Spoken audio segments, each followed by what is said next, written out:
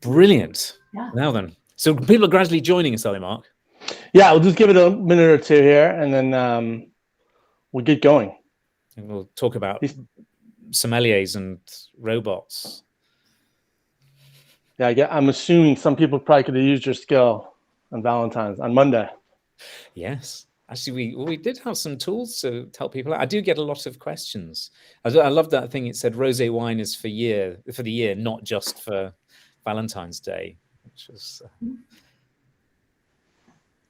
Actually, yeah, the marketing behind rosé is fantastic. Maybe we can bring that up later. Remember when I started in the wine trade, somebody worked out that rosé at that point was essentially it was a footnote. It was within the margin of error of overall wine imports into the UK was rosé wine, and then fairly rapidly afterwards, it then rose up to being essentially, it's getting towards a fifth to a quarter of all the sales. So masses of rosé coming in there. Brilliant. I can now judge Joe Redson's kitchen. You need to fix your boiler, Joe. No. Yeah, you're right. I do. I don't know how you can tell from that distance, but it's true. Whereabouts are you coming from, Joe? Whereabouts are you? I'm on a little place called the Isle of Wight, just off the south coast of the UK. Yes. Oh, lovely. And yourself?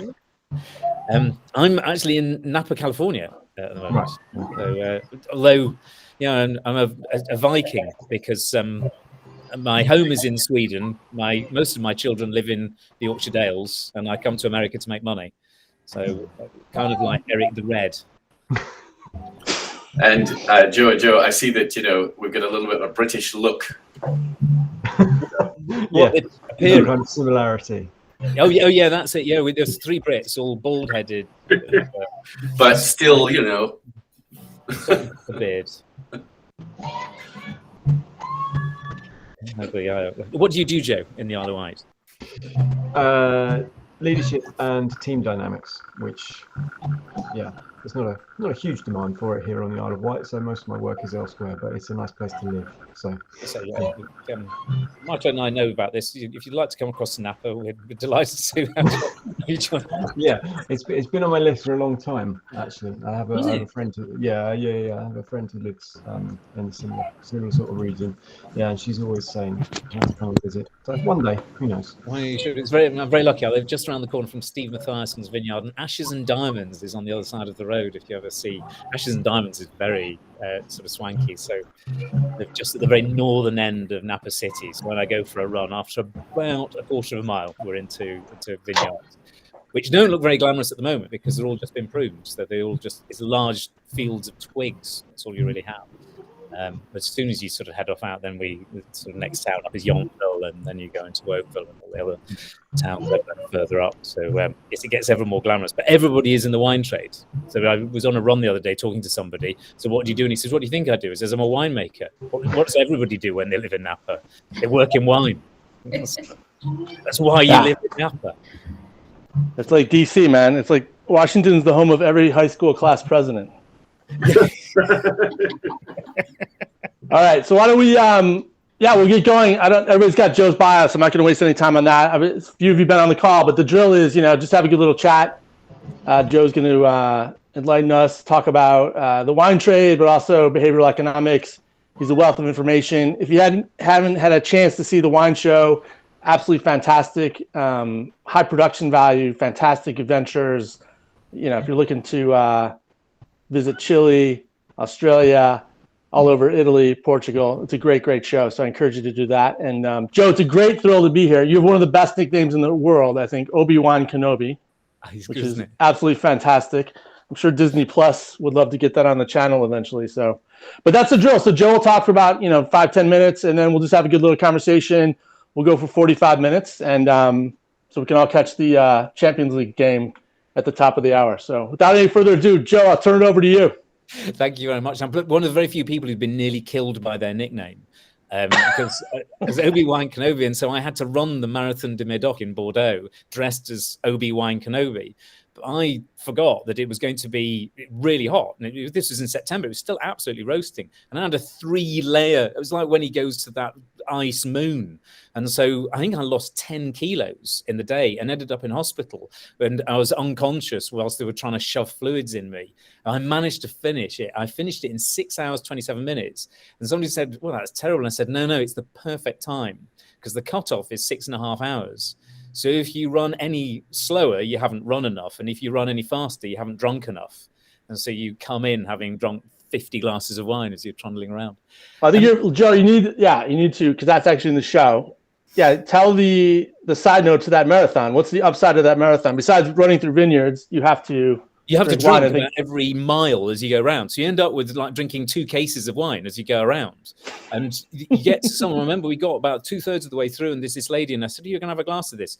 She was from London. She said, no. She said, I'm not going to have this. I've drunk too much. I can't cope. And I was with the winemaker from Level Barton, who's very fit. He's a very good runner, actually.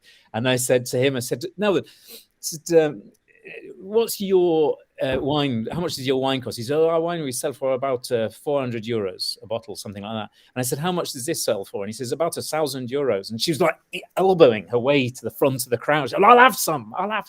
Can't drink €1,000 bottle of wine. Then Mark asked me to come along and talk about can a robot be a sommelier? Because actually my day job, I'm not a TV presenter. I'm not even a TV presenter when I'm being a TV presenter. My day job is I work at a new wine discovery platform. It's like a search engine, but cleverer for wine. And one of the questions we get asked all the time is, well, do you sort of judge what kind of wines I ought to go and have? And we don't. We have a very clever AI, but it's not going and telling you what sort of wines you should go and have. And actually, no matter what field you're in, it's really interesting why people want to go and have essentially robots, AIs, to go and predict their wine choice, why it's totally impossible to do that, and what you should be doing instead, which is largely working around behavioral science, certainly until AI has come on quite a long way. So I've been doing this for a long time, weirdly. More than 10 years ago, I was involved in an app called Plonk, and it was an AI, very early AI, 10 years ago. It was an app which went and was a sommelier in your pocket. So what you do is you put in your age, your gender, your postcode, and your sort of email address. And then you'd ask a series of questions. So it would ask you how you took your coffee. Do you drink Diet Coke or not? Do you like curries? It's sort of bizarre questions. You have about 10 of them. And out would come up the other end and it'd say, you like Barolo because you like espressos, curries, and scotch, and you drink Diet Coke. Or you are likely to like Pinot Grigio, and you entered it. The weirdest thing happened. So loads of people go and download this app. And after a couple of months, we were looking at some of the data. And we discovered that it was a terrible app because one of the things we found was that middle-aged English businessmen, their palates apparently changed at Waterloo Station. So if they were at home, they were all drinking Australian Shiraz because we could tell because we knew what their postcode was and we knew that they had their phone on and because we could geolocate. As soon as they got off the commuter train, because they all lived in places like Barnes and Putney in southwest London, as soon as they got off the commuter train and they went to EC1 city postcodes or WC1 West End postcodes, they suddenly started drinking Red Bordeaux, which is totally different. It's drier, it's sort of strung out, it's all... And everybody's going, why is this happening? Why is this happening? And now for me as a wine merchant, I know exactly why this is happening. It's because at home they're sitting drinking with their wife and the situation demands Australian Shiraz. I've got my feet up, I'm watching the TV, I want something nice and soft and supple. As soon as I'm out in the city, I'm with a banker, I'm some city lawyer, I'm trying to close a deal with a hedge fund. I don't want to go, I'll have the Australian Shiraz, thanks very much. You want to know I'm going to have the Bordeaux. I'm going to drink something terribly smart and serious. So wine choice is really situational. So even this very basic kind of AI, it couldn't work out that actually what people choose isn't based on what they like. I mean, yeah, you can do really interesting maths and you can have equations that work it out. It's sort of pointless when it hits the real world of people going out and about. So I've looked at this for 10 years because if you go out, even to this day, stated preferences versus revealed preferences, exactly that. So even to this day, people still make these. And we've been creating this platform Pix for a year or so now. And loads of people say, are you building a kind of palette matching app into it? We might do a 1.0, who knows? It's a really good way of getting email addresses. It's a sort of gamification thing. But no, not as a sort of functional reason. But it does strike me as an interesting question. Why are people so keen on this idea? And I think there are two reasons which have ramifications elsewhere. I think one of them is social embarrassment. Wine is one of those categories which is very high in kind of social, Pierre Bourdieu's idea of social capital, social risk. It's possible to embarrass yourself a lot by making the wrong wine choices. That's why James Bond knows the exact temperature that you should serve Volnay at. Can't remember what film that is. Why he knows that a Mouton is a claret, and he kills Mr. Wint and Mr. Kidd in Diamonds Are Forever. He sort of saves the world through his wine knowledge. It carries this kind of social cachet. So the idea that you might have to reveal you don't know very much about wine is embarrassing. An app that does that for you is a very attractive prospect. There's another slightly more contentious thing, which is I think that it also tells quite interesting stories to us about AI. And we'd lots to talk about AI. If I am the sommelier, I'm writing a book about sommeliers at the moment. The relationship between a sommelier and a client is a very contentious one, because the client has a lot of career social capital and a lot of financial capital, but they don't know very much about wine, which carries huge social capital.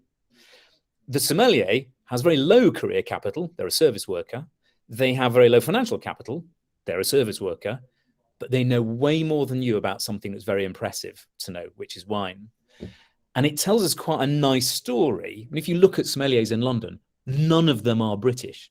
They all come from other countries. They're all migrant workers. They're French migrant workers, Portuguese migrant workers.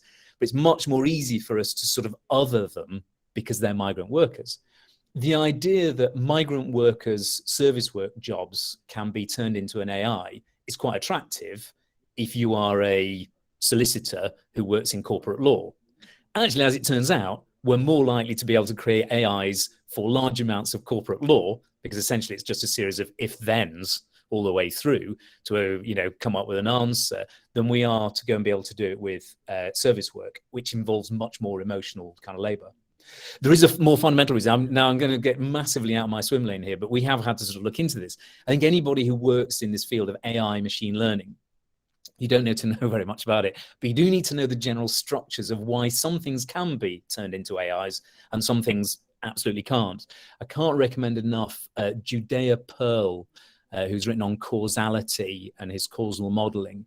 And what's really useful, if you think about what we're going to do, so the first layer of essentially machine learning is associations. This is associated with that. November is associated with very high wine sales. Problem is that computers always work in a kind of symmetrical algebra. So the way they think is, you know how we could increase wine sales? Let's change every month's name to November. Then they'll go up. And they genuinely think that way. You can then go and find out kind of more interesting stuff. You jump up into the next layer, which is interventions. So one of the quite interesting interventions, this came from Richard Shotton, brilliant behavioral scientist. We know that people who use Firefox as their web browser have much more interesting drinks choices, or they choose less commonly known drinks varieties than people who use Internet Explorer. So actually it's a really easy A/B split. If you're able to read what web browser somebody's coming in on a wine platform, you put up dry ferment for the Firefox users, and you put up Sauvignon Blanc for Internet Explorer users, because they tend to sort of work that way. The third layer, and this is where real artificial intelligence comes in, which we can't do yet, is this idea of counterfactuals.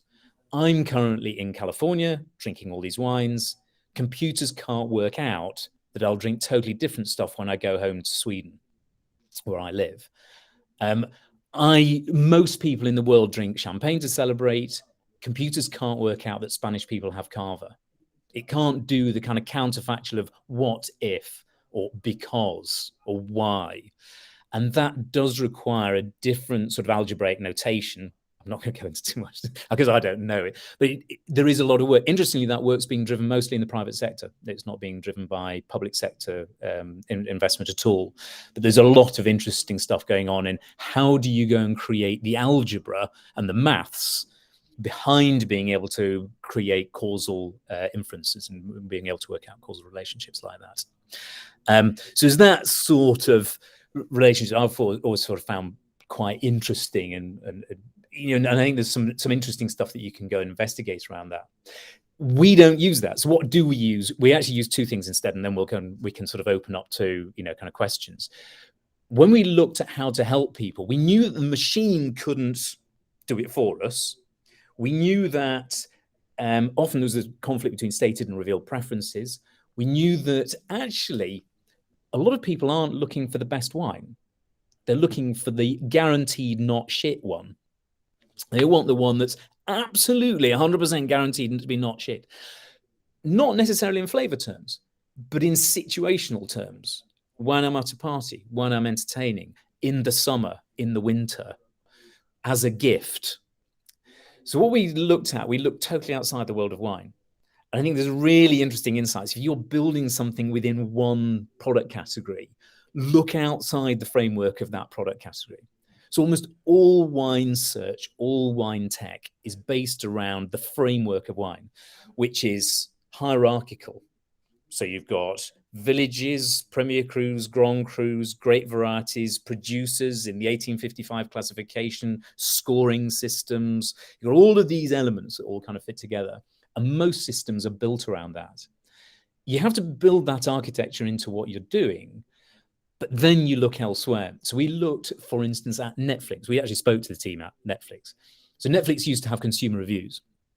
And we originally were going to have consumer reviews, not only written ones, but also like a 1 to 5 scale. And the guys at Netflix were like, yeah, this was terrible for us. Number one, weirdos write consumer reviews, not normal people. And number two, they're really bad at helping people make decisions because it's kind of weirdos writing them. And particularly scoring systems. So if you have a 1 to 5 score, in what context? I really like horror films, but I've invited somebody over for a date. Should I be watching horror films? No, you shouldn't. You should be watching a romantic comedy. That's the sort of point. So what they did is they started to introduce these ideas of having meta tags. So if you look at a Netflix movie now, it'll say romantic comedy, goofy, stars, you know, so-and-so. So we did exactly the same. We've built in a slightly modified version of meta tags on the front end of our site where we merchandise wines, where we say summer drinking, great for a gift, dinner to impress, BIPOC winemaker, because you might be choosing according to your values, vegetarian, great with seafood, summer party wine. So some of those categories, they always tell stories, but very personal, situational stories. Even things like future classic. So then you can take it to somebody who's a bit of a wine buff and you go, this is for sort of a future classic. That also then reduces the sort of risk to your social capital because you're not going to take a Netflix and chill wine to a smart dinner party. The other thing we then have is collections. And so collections is really built out. We looked at product sets which were of a similar order of magnitude. So we have somewhere a quarter and a third of a million wines that we're listing on the platform. They grow sort of every day. Audible has 300,000 books, I think, on their catalogue. So they are within an order of magnitude, the right sort of scale. So we looked at the way they cluster things by collections. So they'll go and have, you know, books for children, books for romantic books. So they'll have those bits. What you can also do within that is not only sort of subcategorize things, you can then also help people go and have search. And one of the inspirations we have, and I'll throw this one in before we sort of open at the end. Weirdly, we're hoping to go and have some collections from inside the MBA bubble. A computer would never ever think of pulling in wines from the MBA bubble. René Girard, if you read any of his stuff on mimetic desire, it's a very good book by Luke Burgess, I think came out last year about mimetic desire, says that's exactly the way people buy, because the frame they're wanting to buy in is, I like the MBA, I think they're great guys, I want to drink a bit like the guys in the MBA. So a wine collection that's built in that way. The one that we're building, and this is the one I'm is my sort of secret little passion. We're building a whole series of collections that will sit on the front end. I mean, you can go on the platform today and see them. They're all based around dogs. So wines with dogs on the label, wines that have lovely wine dogs in the vineyard, wines with dogs in the name, named after dogs. And the inspiration for this actually came from, I don't know if he's joined us, from Rory Sutherland in Ogilvy in London. And he remembered him telling a story years and years ago. He said they did a direct mail. And one of the iterations of the direct mail got massive open and response rates. And when the client said, what was the thing you did in that got such a big response rate? He said, we overprinted the envelope with rabbits. I said, well, why did you do it with rabbits? And he said, I don't know, it just seemed like a good idea at the time. And so this is my homage to Rory Sutherland, because a robot sommelier would never ever think they might just want to go and buy a bottle of wine because it's got dogs on it. But they do. I love it. Did I fill the brief there, Mark? Is that all right? Was that what you were hoping for? Yeah, absolutely fantastic. I mean, books, yeah, NBA bubble. Actually, the NBA is, it's interesting. Becoming quite a wine club with those guys playing. And anyways, that was good. So I'll throw it open, and then anybody can jump in, and we'll go from there. I've got this idea. It's explore versus exploit, right? So I know what I like, so to speak. So I only want to drink Pinots from Russian River. Mm-hmm. And then the other day, randomly, my wife and I have this thing to do. We like to do pop popcorn, have some Pinot on a Sunday, and watch some stupid whatever movie or. And we got a Pinot Grigio from Slovenia, right? And it was interesting because Karen, my wife, had bought the wine based on what kind of wine was in the bottle, not where it was from. And we were both like, oh my God, we've never had wine from Slovenia. Like, how cool is this? But can you talk about like that push and pull between the desire to go out and explore, try new things, but at the end of the day, some of us really like what we like, and we just want to keep on drinking it. It's a really good point, because there's a big central tension across all categories, actually, of wine drinkers between explore and exploit. We know, and built into the narrative of wine is this idea of discovery, because that's the reason why there are, I mean, the United States registers 140,000 new wine labels every year. And it's this explosive thing. It's one of the ultimate kind of long-tail products. We will ultimately end up with millions of wines that will sit in our database. And, we're adding new ones in all the time. And that creates a big problem, actually, for us, because you've got to go and create a database and a sort of universal product, UUID for millions of different variations of products. And it's even built into things like vintage variation. Oh, I really like the 2014, but the 16 wasn't for me. So that creates this fascinating discovery world that you can dig into, but that actually bucks against the kind of Ray Kroc human trend. Ray Kroc's great line is, people aren't looking for the best burger, they're looking for the one that was like the same as they had the last time. People still want to stay within a kind of frame of reference that goes, well, I know I'm more comfortable. And so you endlessly having to find ways of essentially helping people take short steps outside of where they know. That's why I'm never a big fan of this thing of, here are 10 wines you've never had before. Because for most people, most of the time, that's a terrible thing. Well, it's probably a good reason I haven't had them before, because I probably don't like them very much. I've got no frame of reference. Whereas if you say, you love Pinot Noir, here are 10 new countries to try Pinot Noirs from. Oh, right, that's kind of, I know I love Pinot Noir. I'll be kind of interested to go and see what that's like. Central Otago, the new home for lovers of Oregon Pinot Noir. I actually did an Oregon Central Otago sort of overlap. So you start to then go and peel off some of Oregon's Pinot Noir lovers into, your Central Otago ones. So that tension of finding ways of merchandising the products to go and captivate that tension. We have, I think, there's some really interesting research from London's Google employees. I can't remember what the name of the title is, but if you look up, it's Google, the messy middle was the concept they came up with. And they said, on the whole, e-commerce largely has tried to replicate the sales funnel that people learnt in business schools. You widen the sales funnel, you narrow it down, and then you get to a choice. The problem is that model often ended up with assuming that people would come up with the perfect option. What it failed to acknowledge is that people go through a messy middle. They explore and then they evaluate. So you explore lots of different choices. You home in on one. At that point, that's often where the online sales funnel ends. the way we build the platform is we then say, right, here are all the ways you can buy this wine. You can buy it from the producer. You can buy it from this retailer who's up the road, is a bit more expensive. That person's cheaper, but you have to buy a case. This person will deliver it to you anywhere you want. Here are all these other retailers. At that point, people move into a different mental state. They go, I know this wine is probably for me, but am I prepared to pay that much money for it? That was one of the reasons we put similar wines down the side. Because what you want to do at that point is to leapfrog people into, it's not quite right. I'm going to go back into explore mode. And people alternate between the two. They explore and exploit. They explore and evaluate. Explore and evaluate. So you have to think in those bits. In that exploration, they're going, am I going to explore something new or exploit what I already know? And how do I do that? And then they're evaluating whether or not that fits the brief for what is in their mental state at the time.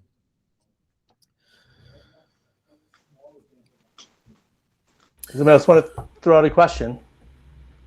Well, Joe, I'm just going to make a comment. I saw that over the weekend you were enjoying a 2017 Oakville Cab from Mira. So great choice. Thank you. One of my preferred cabs out of Napa. It's very nice, isn't it? Funnily enough, if you want to come round, I've got a case of it just over there, and we're gradually working our way through. I had some of their Hyde Chardonnay the other day, which was very nice as well.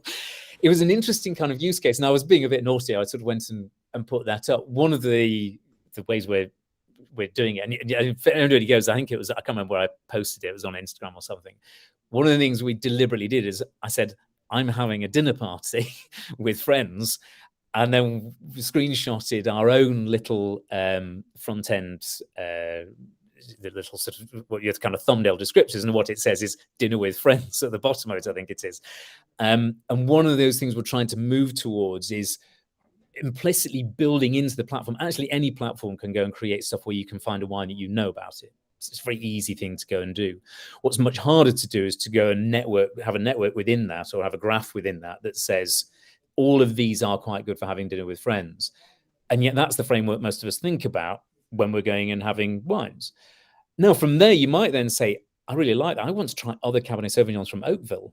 Well, that's great. Now we'll go and find you another 12 great Oakville Cabernets that are in a similar style to, a similar price point to Mira.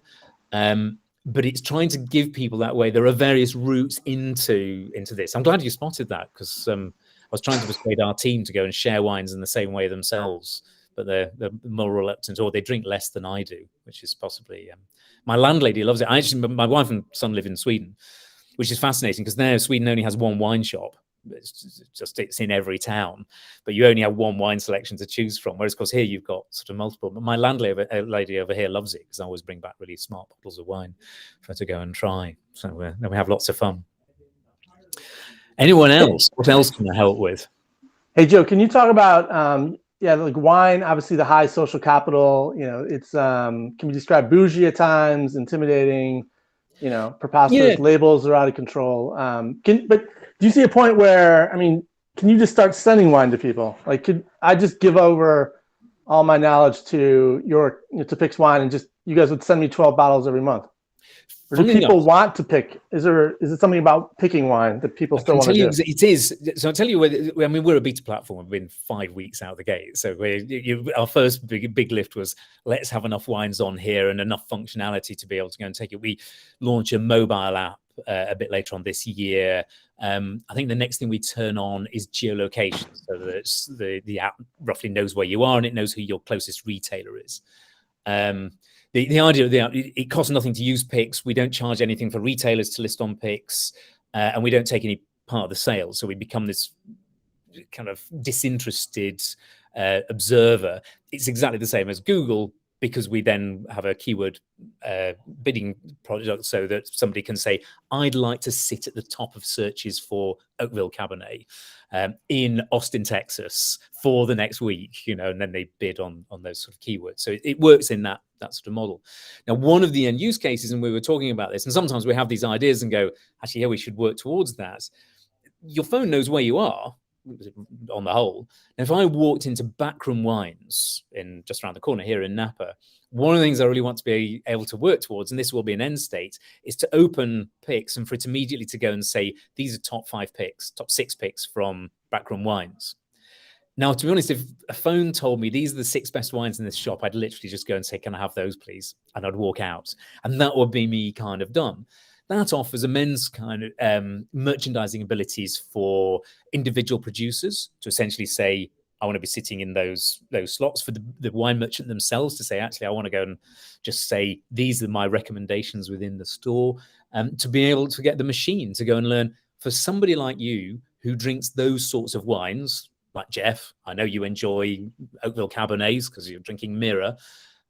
These are likely to be the 6 wines that you should probably go and look at in this shop. You know, try some Mascot, try this, try that, you know, try the other, and work your way around. So a lot of what we do is listen to people, and that's really useful insight from you, Mark, to go and say, actually, people would like this. What we're trying to do is to step back, and rather than launch ourselves, you know, we're not a wine retailer. We're never going to set up wine clubs. That's for other people to go and do. But can we go and facilitate that, put people in front of wine retailers, put people in front of particular regions to go and help them out? But you're absolutely right. Most people just want to be told about it. The social class thing is funny. As you can tell, I'm not a Napa native. I come from Atlanta. Now I live in Yorkshire Dales. But, you know, I come from England. I went to boarding school, which adds a layer of interesting social complexity to you. I lived, like Michael, who's joined us today, I lived in Glasgow for 18 years. I lived in Scotland, which has a different layer of social complexity. Social classes, we spend a lot of time thinking about. In Britain, we have a really acute sense sometimes of where wine sits in social hierarchy, because we have really acute, complex social hierarchies. It tells you a lot that Britain's next queen is the daughter of a wine merchant. Camilla Parker Bowles is not only a wine merchant, but he wrote wine guides as well. If any of you have ever seen, I mean, it's an amazing insight into the British social system and indeed wine. If you see Monty Python's sketch, The Upper Class Twit of the Year, which is very funny, one of the competitors is called Gervais Brook Hamster. And when he's introduced, they say his father uses him as a waste paper bin, and he also works in the wine trade. And it's always been this home of the sort of Tim Nice but dim, wealthy guy who's too thick to be a stockbroker, a priest, or a soldier, which is why I'm in the wine trade. I'm too thick to be any of those. So I was literally turned down by the army, and I was too naughty to be a priest. But it has this sort of layer of, it's a thing you can do because it carries incredible social capital, even though it's not particularly well paid and so on. It's the acceptable side of the wine trade. And that sort of runs through. And so, you know, we see it very acutely, but I see it over here. You know, people will tell you all sorts of things about their wine choice, and they'll tell you the value of their cellar as a proxy for their own, you know, sense of themselves. I used to go and stay with this guy who was a mafia boss. He's in jail now. And he lived on the eastern shore of the Chesapeake Bay. And he used to tell me the current running value of his cellar all the time. You'd come and I hadn't been there for a couple of months, and he would tell you that it had gone up by $100,000, you know, and his purchase of Echem from 2003 had gone through the roof, and this, that, and the other. You know, it was how he valued himself in the market. There is a theory, if anybody reads Thorstein Veblen, great sort of Norwegian-American sociologist, late 19th century. He was the guy who came up with Veblen goods, products that become more desirable the more expensive they are, and conspicuous consumption. He wrote a lot about how the American upper class struggled with the idea of being the idle rich, whereas in Europe people are quite happy to be the idle rich and do nothing at all and put a feast up because they're Catholics. WASP, sort of Anglo-Saxon children of the Mayflower in the United States, had real issues about putting their feet up and just sort of larking about. So what they would do is they would turn their hobbies into jobs. And so the American upper class, that kind of F. Scott Fitzgerald generation, turned these hobbies. He has a thing about becoming connoisseurs of creditable viands and beverages. And there is a sort of school of thought, I think probably mostly promulgated by me, that Robert Parker Bowles work for Americans because essentially they monetize your hobby. So you look at your wine collection in the same way that you look at your stock portfolio. And you say, well, I bought all those 92s, but they're now getting 94s. Or I bought those 92 scored wines at $100, but look at them, they're all trading at 180 now. And you're able to turn this hobby not into, I'm just going to go and get a little bit smashed on this wine. But to be able to say, I can score how good my wine expertise is. Hugh Johnson is sort of the ultimate British wine critic, not only for the fact that he's a brilliantly sort of crusty old Englishman who's a great expert on trees, but he literally married the last debutante to be presented to the Queen in London. His wife was literally the last ever woman to be presented to the Queen Mary, I think it was, at Buckingham Palace as part of the debutante season. But he always said, I don't understand scores. What do you expect me to do? Score my friends. And for him, wines were always his friends. They weren't something you could score that, which was a very European kind of British approach to it. I hope that sort of rambling answer sort of explains some of it, I think. Does it, Mark? Yeah. I mean, how did wine assume this position? Like, why didn't other beverages take this place? Is it because of the vineyard, or just? I think there's a really interesting natural aspect of it. I mean, some of the BS around wine is pretty staggering. So if you want to get into the sort of sociology, I did an MPhil degree on the relationship between food and religion. We studied quite a lot. There's a structuralist position and the functionalist position. There are functionalist reasons why, which is wine is one of the only product really where you genuinely can discern it down to about 100 square meters of any place on the planet. So when I have done wine tastings and really amazing wines, you can tell where it comes from to within about 100 square meters. And I've done it several times. Once literally with a gun to my head. It was that mafia boss again. He said, let's see how good you are. I think he called me a limey piece of shit and pulled out a handgun and handed me a glass of wine blind. And I accurately got it to within about 200 yards. That allows you to have incredible gradations of distinction that you can sort of overlay then with social class, which itself is sort of very graded. So wine is useful. You can't do that with beer, cider, even with cheese, anything like that. It allows you to do it. The other thing is that we've been doing this for a very long time with wine. I always think if you want to go and look for where technical advances come from, look at what puts a smile on somebody's face and look at what wipes a smile off somebody else's. So ultimately, sex, drink, drugs, and warfare are where you see incredible, because there's real motivation for people. So, essentially the internet and photography were massively boosted by pornography.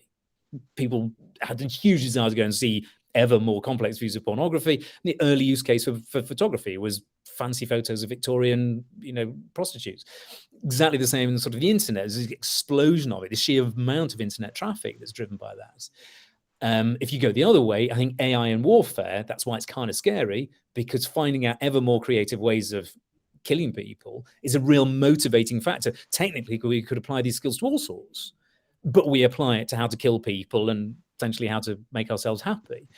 Wine's the second oldest business in the world. The third oldest probably comes after prostitution and warfare. But, we know we've been making wine for 8,000 years. And we know that roughly for those 8,000 years, we've been discerning about where wines come from. And we've used it as stores of value. If you go to Tel Cabri, which is it's an avocado grove just outside Tel Aviv, they've discovered all these wine vessels. And what they've discovered about these wine vessels was essentially they got poured into other people so that you could sort of pour a store of value into somebody by getting them drunk, and then they owed you a favor for the next year. And it was a way of it's like a battery, you sort of transmit value amongst your society, and you put really good value into people you really want favors from and less into other people. So we spent a long time using wine as this tool of exchange, categorization, hierarchy. And then as you've seen, if you look at the Bordeaux classification, come up by Napoleon III. I used to work in a wine shop in London, and Napoleon III hid from the Chartist rioters in the cellar downstairs, and they still had his truncheon on the wall. It was bizarre. When he went back to France, when he was restored to power, he had the great exhibition, and he creates the Bordeaux 1855 classification, which exactly replicates French society. So it's 5 classes of Grand Cru Classé, which are essentially the classes of aristocracy, dukes, counts, earls, barons, whatnot, knights. You then get into Cru Bourgeois. They literally called it Cru Bourgeois because it was what bourgeois people drank. And then they've now faded, but below that, they used to have Cru Artisanal, or cru artisan, and cru paysan. So it was from peasants to artisans to the bourgeois to essentially knights, barons, earls, counts, marquises, dukes. And at the top, you've only got, there were 4, there are now 5 chateaux, which are essentially kind of dukes, about the same number as there probably were dukes in France, you know, and it's sort of categorized that way. So we use wine as a way of, you know, replicating society in that form. Computers can't understand that.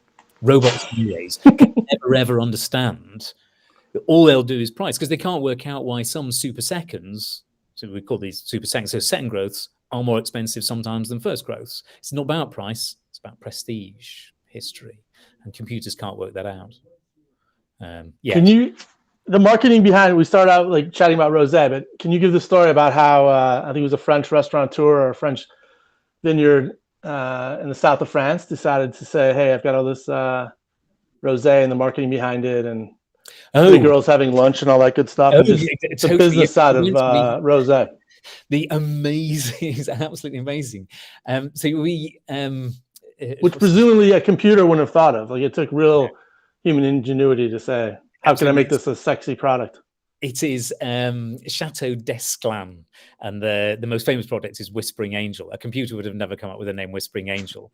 And now it's tough because he's on top of my tongue. Who's the guy who, his name will come to me. He's enormous. He looks like Jabba the Hutt, but wearing very expensive Belgian slip-on shoes.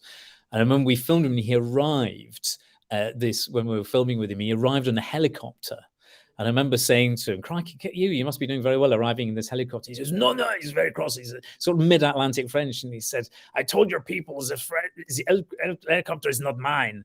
I borrowed my friends. And so that sort of made it okay.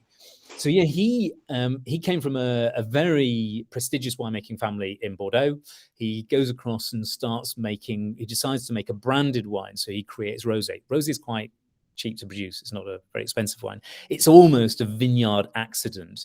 You get it a lot in Provence because grapes get their color at night.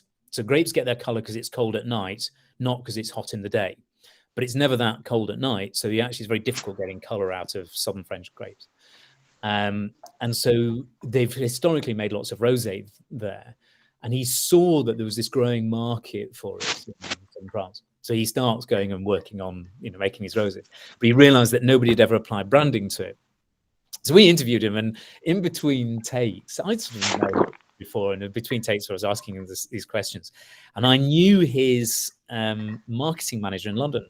The way they marketed this is they would employ largely Russian young women, particularly in London.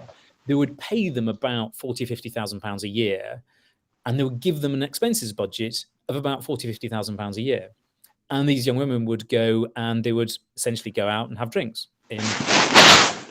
And they would buy drinks and they would sit with tables. And so suddenly everybody would see, it's mimetic desire. They would see these incredibly glamorous young people going out and having drinks in these nice clubs. And they said, well, I'll have some of that. I'll have some of that. They once got a phone call. So he became quite friendly with Sir Philip Green. Can we just call him Philip Green? He's a massive fraudster. And Philip Green was having a party in the West Indies. So he chartered a plane because he ran out of rosé, and they sent him this wine called Garros, which sells Garros like $150 a bottle, something like that. They send cases of Garros in a privately chartered plane. But a bit like Vladislav Surkov in Russia, the point of it was they could tell everybody they chartered a private jet to send this wine to Philip Green across. And I remember once having to send somebody on a motorbike with some Whispering Angel because Philip Green was having dinner with Kim Kardashian in central London. But the point was that we then all had to tell everyone that was what had gone on. So I sit talking to him, and so we're chatting away. I'm having it's really bugging me. I can't remember his first name anymore. And I sort of said to him, "Oh, you've got it all made here, this extraordinary sort of lifestyle." And I said, "Can you talk to me about the way you market the wines?" And he said, "Wait," he says, "I tell you this thing." I said, "I was in New York. I was doing a tasting, and this young guy comes up. He's one of these Madison Avenue types, and he says, Monsieur Lechine," he says, "I want to tell you, I think that the marketing of your wines is incredible." And he said, I look at him, and you know what I'd say to him? I said, "Go fuck yourself. Go fuck yourself in the ass. like this. What? And he said, how dare you suggest that I am doing marketing? I'm a winemaker. I make wine from the land. I said, you literally pay young women to go out and drink your wine in central London nightclubs and then fly it to Philip Green in the Bahamas. And he was there going, I have nothing to do with marketing. Literally 2 minutes later, he's telling me how he's about to launch a wine called Rock Angel. And it's because he's recruited Rod Stewart because we have had enough of whispering. Now it's time to rock. The point of wine marketing is you should never ever call it wine marketing. You are a horny-handed son of toil when you're about and about. Oh, he's absolutely bonkers. We love him to bits, but yeah, he's about the world's greatest wine marketer at the moment. So I think he sold it for a fortune. And you look, what we've got. Angelina Jolie, well, it's now all Brad Pitt. He's got Miraval. Miraval sells very well, not because it's the greatest rosé in southern France. So it is very, very good, but it's because Brad Pitt owns it mostly. Love marketing. That's I love those stories. Oh dear. Before we go, anybody else have a question? Yeah. What have we got? Has this been entertaining? Have I ticked some boxes? People enjoyed it. Joe's nodding, which is always good. Very. This is good. Thank you. Corliss probably has 25 questions, but he is being a gentleman and not asking. I'm going to ask you to do a favor. They're all in there. Blair says he's very thirsty. Blair, it's perfect time. You can go and have a drink. Go and have a look. It's Pix.wine. Forgive us. We've been up for 4 weeks. We came out of the gate as the second largest wine search platform in the world. Second largest, fastest growing. So we're only in the US. We'll go to the rest of the world later. We go to the United Kingdom in the next 60 days, something like that. Jeff, I'm glad it was a nice break from mine today. We just love hearing. If it doesn't work, tell us. We're going to fix it. If you think it could be better, tell us. We'll fix it. We're sort of here to listen. But behind it is actually people. The key is really you can't make AI think like a human. All you can do is essentially scale humans to do it at a bigger, grander scale. So we scale humans. We don't get people. We don't get robots to do it. And then you can go away and read. If you want to sleep quite well, go and read Judea Pearl on causality. He has got some very good books, actually. I'll do that while I'm drinking Whispering Angel. So it'd be very meta. Everything coming together. Hey, Joe, can I share your email address with the group here? Everybody. Yeah, absolutely. I'd love to hear from you all. I'd love to. All right, perfect. I think Michael's over there. We're about to enter into our Series A. So if anybody knows somebody we should be talking to for our Series A, let us know. It's the most exciting investment in wine tech, I think, for about a generation. So we'd love to hear from people. Love it. All right, everybody. Thank you very much. Brilliant. Hope to see you all again soon. Cheers. Thanks for making the time. Thank you very much. See you later. Bye-bye. That's great. Bye-bye. Bye-bye.